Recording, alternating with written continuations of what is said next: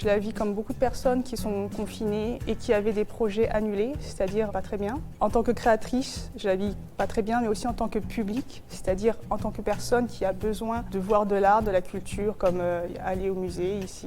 Cette période inspire forcément beaucoup de questions et d'idées et je pense qu'il faut se concentrer sur le fait de prendre soin de soi, prendre soin de sa santé, prendre soin aussi des autres, mais sans oublier le lien social. Ça, c'est quelque chose qu'il ne faut pas oublier. Aimer les gens, aimer ceux qui nous aiment, se tenir éloigné de ceux qui nous rabaissent.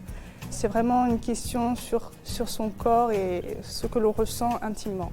Les artistes ont absolument un énorme rôle à jouer et souvent le public sous-estime cet aspect-là. Par exemple, si j'ai une baisse de morale, je vais écouter de la musique qui me plaît, comme Dépêche Mode, et puis hop, ça va me donner envie de danser, d'être joyeuse, me rappeler ce que c'est, ressentir des émotions. Après, l'art n'a pas seulement vocation à divertir, mais permet de réfléchir, se poser des questions pour construire justement l'avenir, construire des alternatives.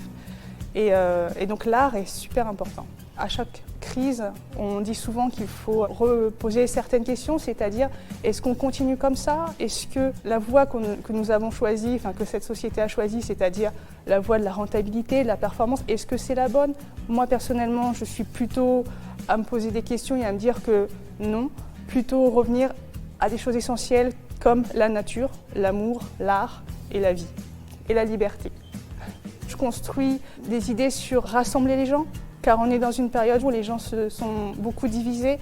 Et pour rassembler les gens, j'ai essayé de travailler personnellement sur ce qui nous unit, et notamment les mythes fondateurs, les mythes universels. Et pour cela, faire appel à l'imaginaire, parce que nous avons un imaginaire collectif. Il faut le réveiller et se souder à travers quelque chose de commun pour que nous n'ayons plus peur des autres.